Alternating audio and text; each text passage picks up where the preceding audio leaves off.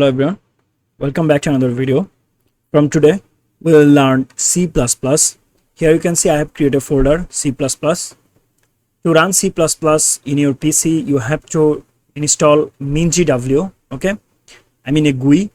Here if I search MinGW installation manager, here you can see the file. So you have to download it and you have to install it, okay? So to download and install it you have to go to the browser and you have to search for MinGW-w64, that's it.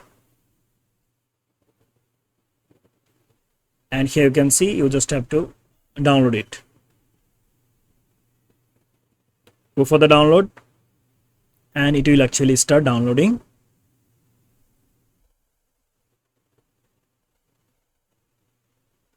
And when the download will be complete you have to install it, okay?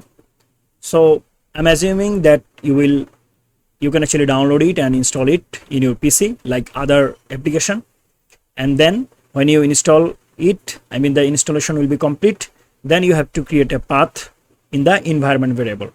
So you have to go to the installed drive.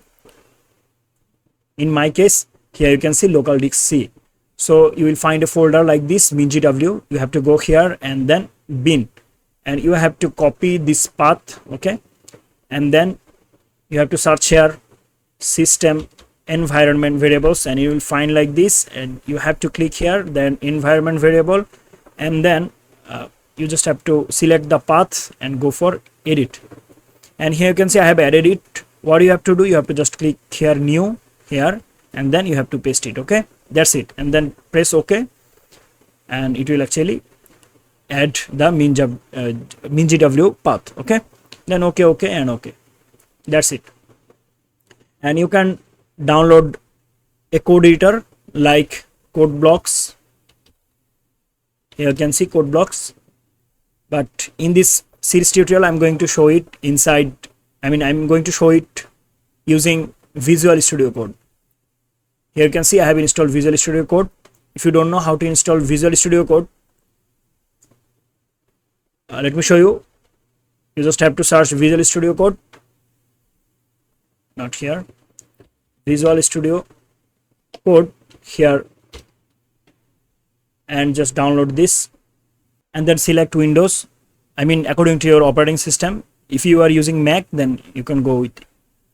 So click here Windows and it will actually start downloading, and then install it like other application. So here you can see I have installed it in my PC. You will find interface like this. What you have to do, you have to click here and here you have to add a folder, okay?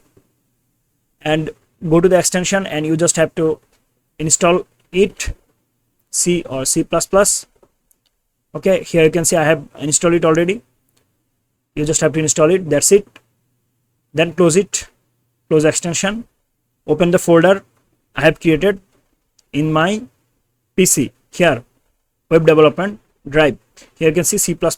You can drag and drop it like this. Let me remove this folder from here, or you can actually open folder from here, then go to the target destination and open it. This is the C++ file. Now let's say I want to create first file. So to create a file you have to give here any name, let's say test, then you have to use an extension with dot sign. So use dot and then extension for the C++ is CPP. If I press enter here you can see this is the test.cpp. So here at first I have to include a header file, and there is like include then so the header file we need here is iostream, iostream. It means input output stream, and then we have to say here using namespace then std, and then we need a function that is called main function. Whenever you find parentheses like this, you can assume that it's a function, right? And it has also a body. Here you can see using curly braces. So inside it, let's say I want to print something, so I will say cout, then we have to say like this, hello C Now I want to run this code, so I will go here and I will say run code, and here you can see it's showing on terminal, and this is the output, hello C++.